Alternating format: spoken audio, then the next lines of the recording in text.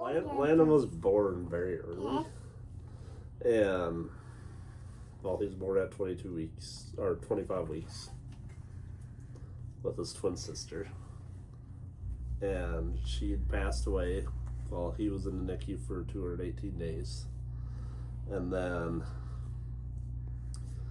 on so many different medicines, his liver was damaged or whatever, so he was sent home with a bunch of different drains and refeeding stuff, and we wound up being put on the transplant list for liver.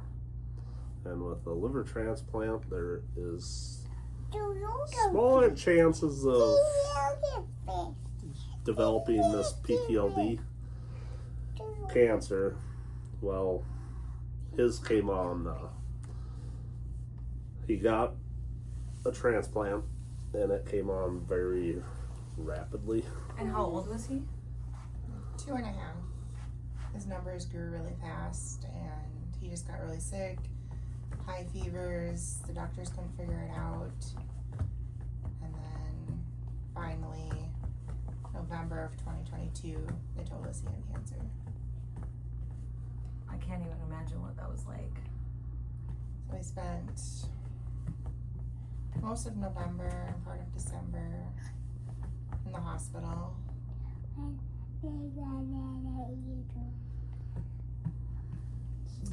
Did treatments. It was basically, we were down in the cities basically 3 times a week while he was doing his treatments.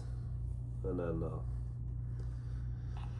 yeah, we had our home nursing, that home to come kind of check on him and help with things. So So how long was the treatment in the Twin Cities? We did 2 months, going every week.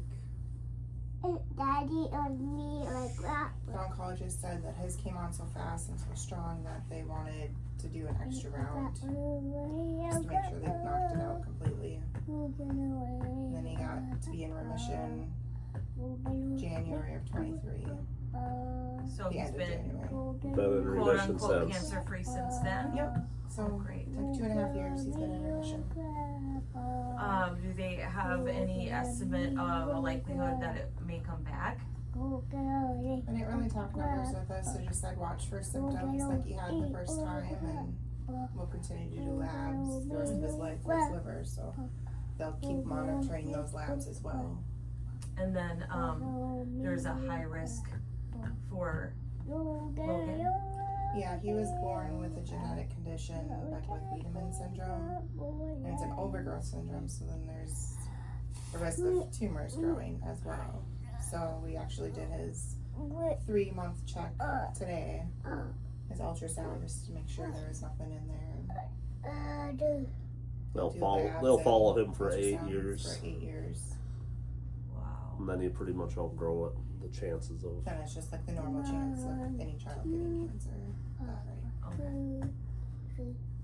So how's he been with all of that, all the poking and prodding and appointments and He hasn't known any different, I Right. guess, so it's just been.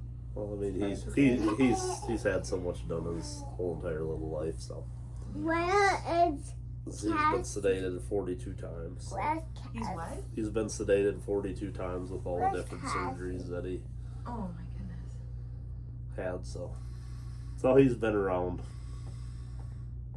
You know a lot of doctors, don't you? You a toughie? Are you You tough, tough Landon? guy?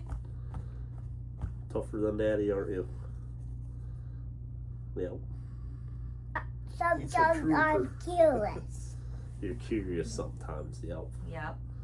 And you're a trooper? Grandpa says you're a trooper. Are you? You're our little miracle. Yep, that's for sure. Grandpa Paul's story. What's going on, Paul? Well, I got sick a couple of years ago, and I was going to the doctor probably once every 2 weeks, and they couldn't figure out what was wrong. I went and seen an ear, nose and throat specialist. What symptoms were you having? I would cough, so I'd throw up, and it was like my sinuses were all plugged and everything. So they thought I was, in there. So they did an operation and cleaned out my sinuses. That didn't help. They told me I had COPD. Well, I got treatment for that, and that didn't help. They told me I had sleep apnea, so I got a machine and did that whole thing, and that didn't help.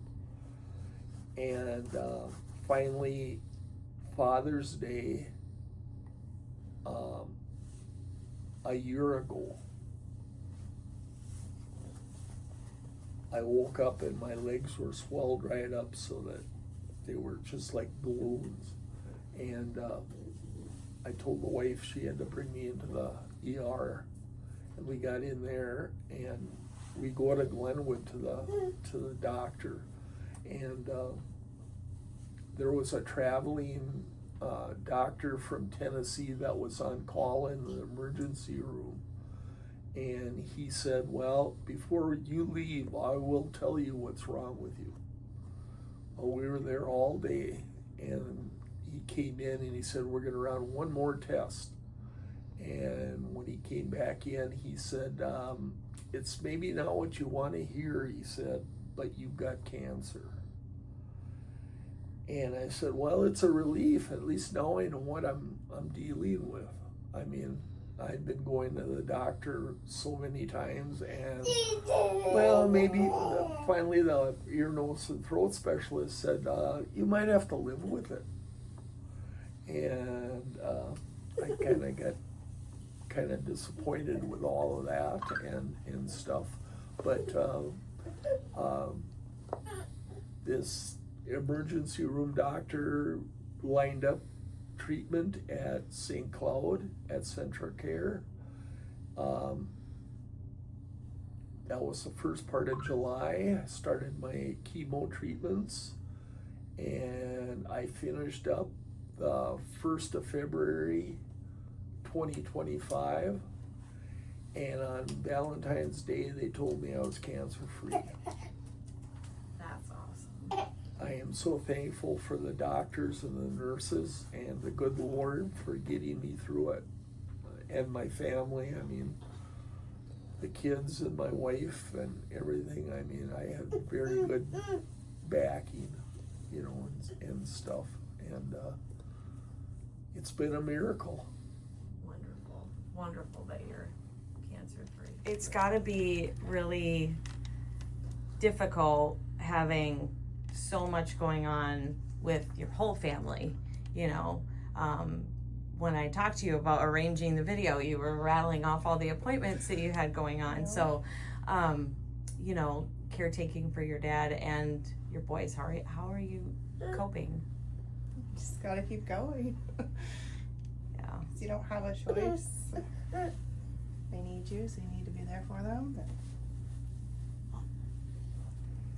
They say God only gives you what you can handle, and apparently I can handle a lot.